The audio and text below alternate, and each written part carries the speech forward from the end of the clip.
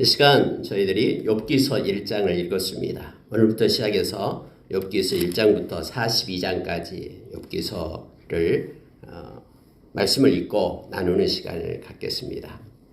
여러분, 욥기서부터 시작돼서 이제 욥기, 시편, 잠언, 전도서, 아가서까지 쭉 이것은 시문학에 속합니다.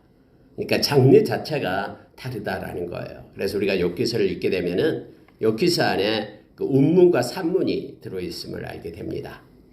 구조를 보면은 욥기서 1장과 2장 그리고 마지막 장 42장은 하나의 그 전지자적 시점에서 해설자 입장에서 쓰고 있습니다. 그래서 산문으로 쓰여진 것이고요. 3장부터 41장까지는 시적인 표현을 써서 나타내는 그런 운문의 형태가 되고 있음을 보게 됩니다.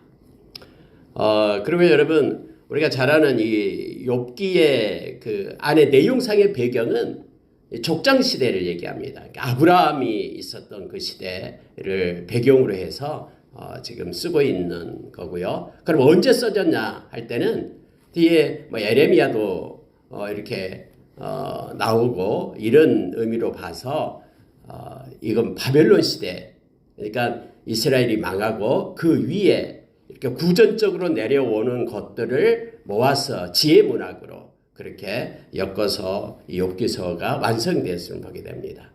그래서 바벨론 시대 그 이후에 BC 약 400년 그 때에 쓰여진 걸로 보고 있습니다. 작가는 미상입니다. 누가 쓴지 모르는데 욥기서가 쓰여지고 있다라는 거예요. 그런데 여러분, 이 욥기서를 보면은 이제 우리가 그러잖아요. 세상을 우리가 살아갈 때 왜 세상에 악이 있는가? 왜 세상에 악한 자들은 그렇게 승승장구하고 그들은 또 이렇게 어떤 풍성함이 있고 또 하나님을 믿고 선하게 사는 사람은 왜 또 고통을 받고 그러는가? 이런 문제에 모든 사람이 한 번쯤은 이렇게 부딪히고 또 생각해 보게 될 겁니다. 그래서 도저히 우리의 지식과 우리의 지혜로는 이해가 안 되는 일들이 세상에는 많이 일어납니다. 왜 그렇게 착하게 사는 사람이 어떤 교통사고가 나서 또 죽게 되고 우리의 어떤 지식과 인과응보적인 우리의 어떤 지혜관과는 동떨어진 그런 일들이 세상에서는 무수히 일어나고 있다는 걸 알게 됩니다. 그래서 고난이라는 것을 맡게 될 때 대부분의 사람들은 저 사람이 뭔가 나쁜 일을 했기 때문에 죄를 지었기 때문에 이러한 고난을 하나님으로부터 벌을 받고 있고 이러한 고난을 받는 것이 아닌가라고 생각하는 것이 일반적인 정통적인 그런 지혜관이었죠. 그래서 여러분, 이 욥기서를 읽게 되면은 욥에게 고난이 오는데 성경은 이것을 말하고 있는 거예요. 욥에게 오는 고난은 욥이 뭔가를 잘못해서 나쁜 짓에서 오는 고난이 아니다라는 것을 이 욥기서는 또 가르쳐주고 있습니다. 그래서 여러분, 우리가 욥기서를 읽다 보면은 하나님께서 우리에게 큰 지혜를 주십니다. 사람들은 언제나 자기가 알고 있는 지식과 이성의 그 범주 안에서 하나님을 생각하려고 합니다. 하나님이 이런 분이야. 하나님은 이래 하면서 자기 나름대로 하나님을 정하고 이 모조품 하나님을 그러면서 바라보고 섬기는 경우가 많죠. 근데 오늘 욥기서를 읽다 보면은 너희들이 하나님을 알아? 이런 주제가 흘러가고 있음을 보게 됩니다. 그래서 여러분, 우리가 욥기서 1장과 2장에서는 이제 천상의 모습이 비유로 나오고 있는 거예요.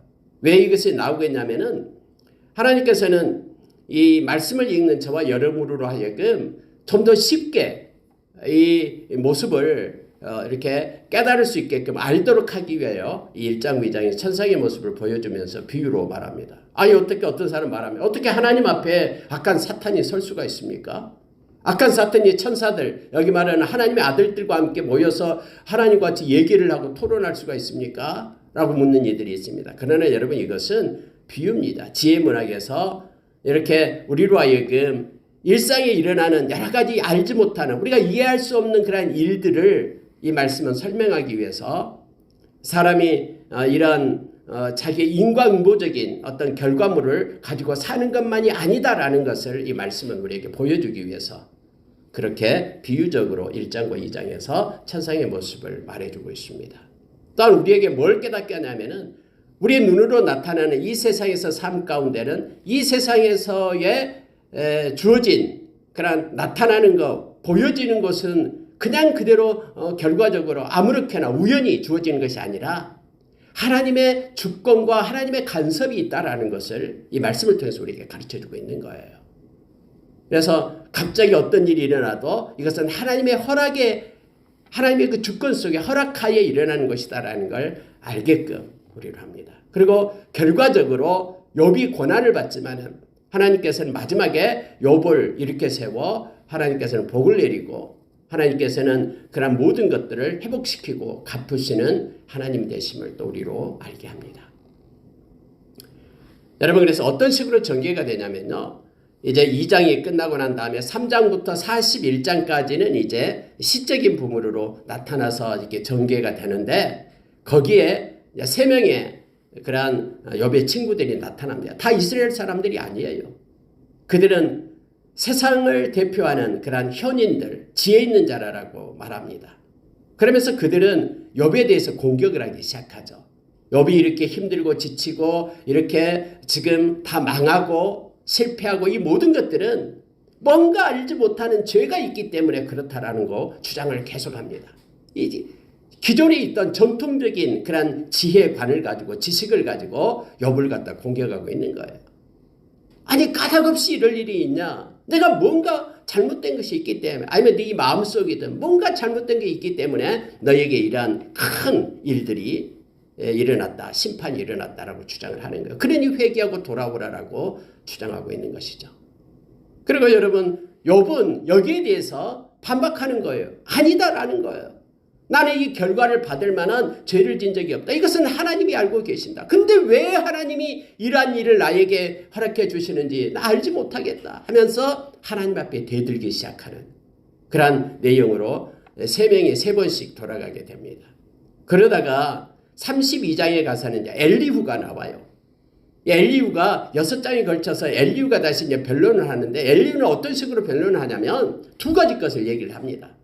다시 말하면 이 세 친구가 주장했던 것 같이 어떤 고난에는 뭔가 죄를 지어서 그에 대한 심판으로서 받는 고난이 있고 또 이러한 고난 속에는 하나님께서 의도적으로 누군가를 갖다가 이렇게 교훈하기 위해서 그를 세우고 그를 고치기 위해서 그렇게 하나님은 고난을 주어서 그를 고치기도 한다라는 2가지 것을 얘기해요. 그런데 엘리후도 역시 이러한 2가지 것을 얘기를 하지만 자기의 지식의 범위 안에서 하나님은 이런 분이야 이렇게 해서 고난을 주하면서 자기의 지식을 가지고 그 지식 안에 하나님을 가두는 그런 우를 범하게 되죠.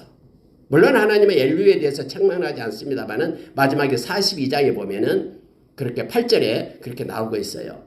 너희들이 하는 모든 생각하는 것이 나를 생각하는 것이 틀렸다라는 거예요. 욥처럼 너희들이 나를 알지 못하는 조그만 지식을 가지고 나를 마치 전체를 안 것인 양 그렇게 행했다라고 그렇게 말하고 있죠. 그런데 이제 42장에 가서 욥이 지금까지 자기가 생각했던 것들이 완전히 하나님을 만나고 나서 달라짐을 보게 됩니다. 이제는 내가 눈으로 주를 보나이다 하면서 그가 이제는 자기의 어떤 길과 자기의 지식과 자기의 지혜가 하나님을 한정할 수 없다라는 것을 깨닫게 되죠. 그리고 여러분 마지막 부분에 42장이 되기 전에 38, 39, 40, 41장이 4장에 하나님이 직접 하나님을 말씀을 하십니다. 하나님이 나는 이런 하나님이다라고 하나님께서 직접 그들에게 가르쳐요. 너희들이 생각했던 하나님이 아니라 너희들의 지혜와 지식이 이렇게 그 범주 안에 나를 가두고 너희들이 이렇다라고 주장한 그러한 지혜로 나를 바라봤던 그러한 하나님이 아니라 나는 이렇다 하면서 하나님의 하나님 자신을 갖다 선포하고 말씀을 합니다. 그 후에 이제 그 모든 사람들이 변화되고 그들의 지식으로 그들의 길로 그들의 생각으로 하나님을 가둘 수 없다라는 것을 깨닫게 되는 것이죠. 이게 전체 욥기의 어떤 내용이 되고 있음을 보게 됩니다. 따라서 우리도 욥기를 읽으면서 우리 일상 가운데 일어나는 모든 일들을 우리의 그 짤막한 지식으로 판단하고 정죄하고 이렇게 할 수 없다라는 걸 알게 됩니다. 하나님은 하나님의 뜻 가운데 하나님 마음대로 하나님의 주권대로 모든 것을 행하실 수 있는 그러한 권세와 능력이 있고 그러한 우리를 만드셨기 때문에 이렇게 창조주이신 하나님께서는 그의 주권의 행사를 마음대로 할 수 있음을 우리로 하여금 알게 합니다. 그래서 하나님이 행하시는 모든 것은 다 옳은 것입니다. 마치 우리는 우리의 어떤 도덕의 범주 안에 하나님이 행해야지만이 하나님은 의로운 하나님으로만 착각을 하는데 그것이 아니다라는 어떤 지혜관을 욥기서에서 깨게끔 그렇게 하게 됩니다. 그래서 여러분 욥기서를 깊게 묵상하면 우리가 보는 그러한 관점이 확장이 됩니다. 그리고 우리가 생각의 그 범주가 점점점 지경이 넓어지고 확장됨을 보게 됩니다. 마치 이걸 읽고 있으면은 우리가 이사야서 55장 8절의 말씀이 생각납니다. 하나님께서는 그렇게 말씀하셨죠. 나의 길과 사람의 길은 다르다. 너희의 길과는 다르다. 나의 생각과 너희의 생각은 다르다. 마치 땅과 하늘의 차이가 있다 하면서 높고 존귀하시고 위대하신 그 하나님을 우리 욥기서에서 만나게 되고 우리는 절대 하나님 앞에 순종하며 하나님의 말씀을 인정하며 나의 이성과 맞지 않을지라도 나의 사상과 나의 철학과 하나님 말씀이 부딪힐 때는 반드시 나의 철학과 나의 사상을 없애고 하나님 말씀을 그 위에 두는 그런 믿음으로 살아야 됨을 욥기서를 읽으면서 우리가 깨닫게 됩니다. 여러분 그래서 이 해설자의 목소리가 1장 2장에서 나오고요. 마지막 42장에서 나오고 그리고 3장부터 31장까지는 이제 욥과 세 친구와 이 대화 서로 주장하는 대화가 3번 반복해서 나오고 32장부터 37장까지는 엘리후와 욥하고 이렇게 엘리후의 말이 나오고 그러고 나서 이제 38장부터 41장까지 하나님께서 선포하시고 42장에 이제 이 전지자적 시점에서 이 전체를 마무리하는 그런 구조로 이 욥기서가 쓰여져 있음을 보게 됩니다. 오늘 읽은 말씀 자 1장 1절이 중요합니다. 우스 땅에 욥이라 불리는 사람이 있었는데 그 사람은 온전하고 정직하여 하나님을 경외하며 악에서 떠난 자더라. 이처럼 전지자적 시점에서 말씀을 선포하고 시작이 됩니다. 해설해 주고 있어요. 도대체 욥이라는 사람이 누구냐? 언제냐? 우스 땅에 있는 사람이다. 우스 땅은 그때 당시 아브라함 시대에 이 메소포타미아 그러니까 위에 아수르 위쪽에 그 강 근처에 있는 그 지역이죠. 우스. 하란 그쪽 위쪽으로 있는 지역이 우스 땅입니다. 거기에 그때 살았던 족장시대에 살았던 사람이었는데 4가지 것을 얘기합니다. 이 사람은 온전한 사람이다. 그리고 정직한 사람이다. 하나님을 경외한 사람이다. 악에서 떠난 자다. 이 4가지를 말합니다. 그래서 이 사람 욥이라는 사람의 특징을 지을 때 욥은 세상 사람 중에서 그런 온전한 마음 100%의 마음을 가지고 살아가는 사람. 마음에 그 괴사 간사한 것이 없는 사람. 그리고 하나님 앞에 정직한 사람.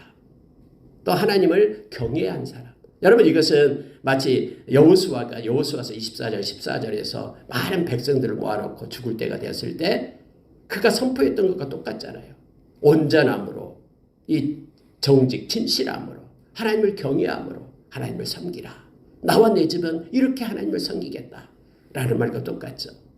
그래서 여러분 우리가 온전함과 정직함과 하나님을 경외함 이 마음이 우리 가운데 있어야 됩니다. 이 마음의 중심을 가지고 하나님을 섬기는 자 그리고 삶은 악에서 떠난 하나님이 기뻐하는 선을 행하는 자였다 라고 성경이 말합니다. 여러분 이건 전지자 시점에서 이렇게 말함과 동시에 하나님도 이 말씀 가운데 인정을 하는 거예요. 자 여러분 8절에 보십시오. 여호와께서 사탄에게 이르시되 네가 내 종 욥을 주의하여 보았느냐? 그와 같이 온전하고 정직하여 하나님을 경외하며 악에서 떠난 자가 세상에 없느니라. 하나님도 인정했다라는 거예요. 하나님이 사탄에게 이 욥을 자랑을 하죠. 사탄이 두루 다니며 왔다고 하니까 야 사탄아 네 욥 보았느냐? 내 종 욥 보았느냐? 이 욥처럼 온전하고 정직하고 경외하며 악에서 떠난 자가 없다. 1절과 동일하게 하나님이 인정하고 있으면 보게 되잖아요. 하나님이 막 자랑을 하는 거예요. 사탄에게요. 여러분과 제가 하나님의 자랑이 되기를 원합니다.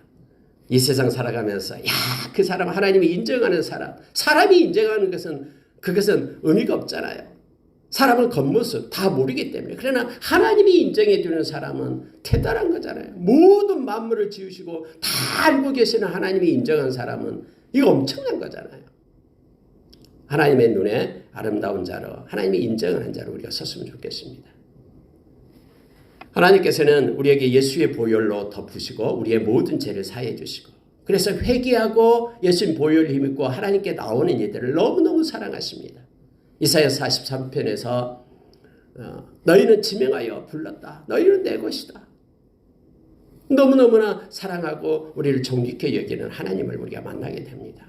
우리를 너무나 사랑해서 로마서 5장 8절에서 우리가 서야 될 그 자리에 예수님 당신의 아들 세우시고 우리의 생명을 살리셨잖아요.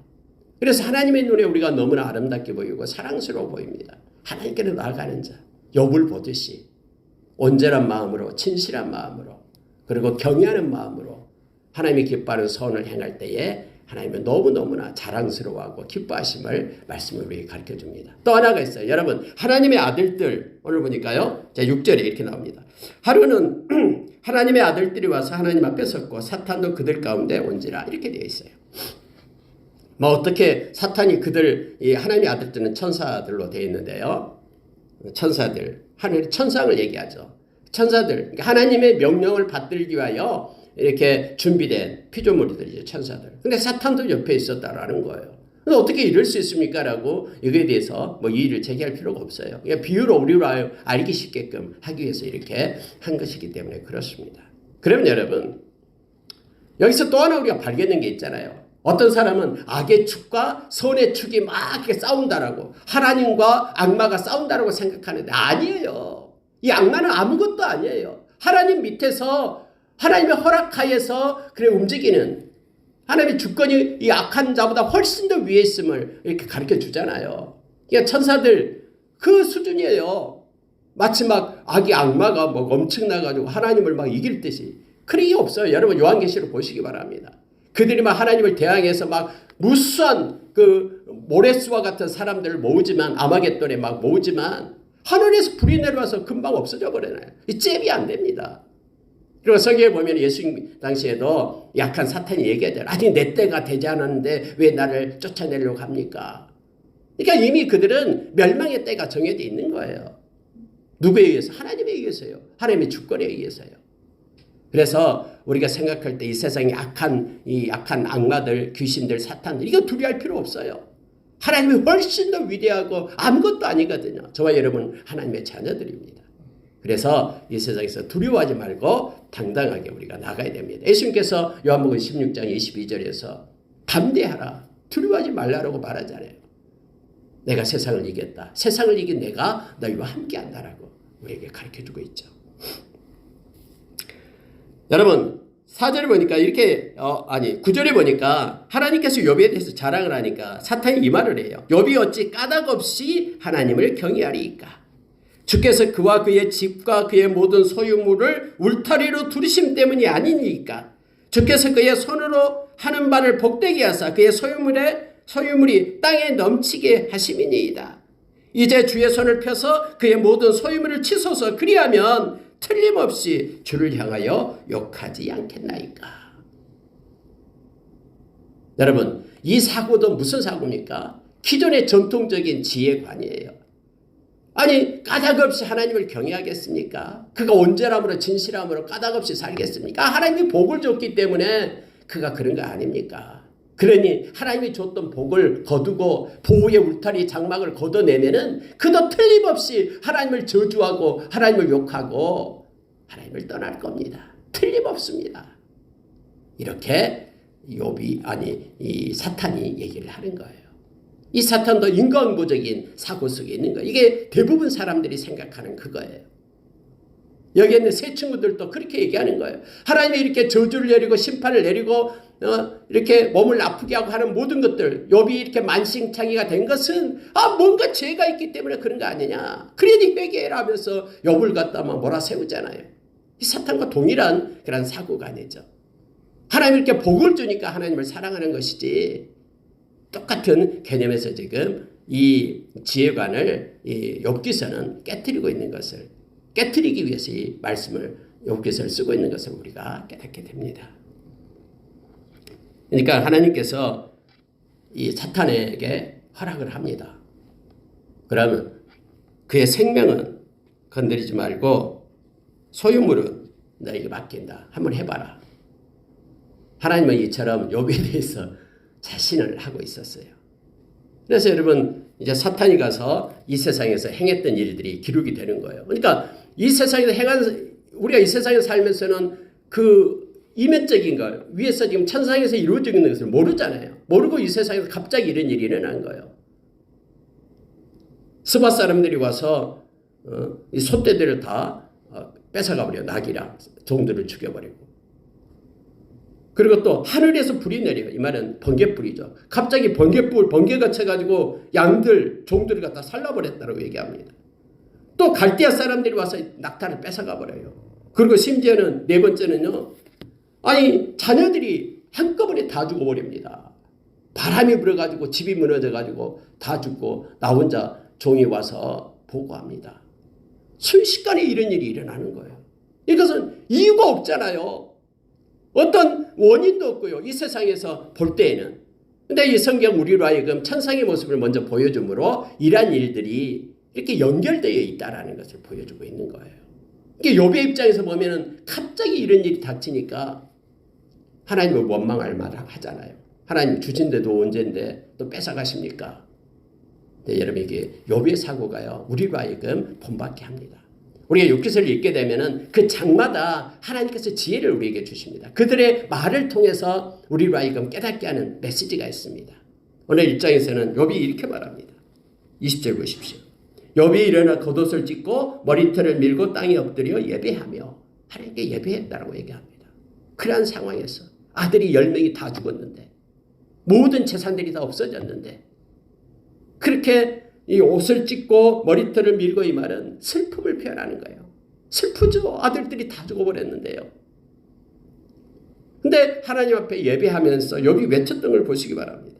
이르되 내가 모태에서 알몸으로 나와 싸운즉 또한 알몸이 그리로 돌아갈지라 주신 이도 여호와시요 거두신 이도 여호와시니 여호와의 이름이 찬송을 받으실지니라 하고 이 모든 일에 욥이 범죄하지 아니하고 하나님을 향하여 원망하지 아니하니라. 이렇게 1장이 끝나는 거예요.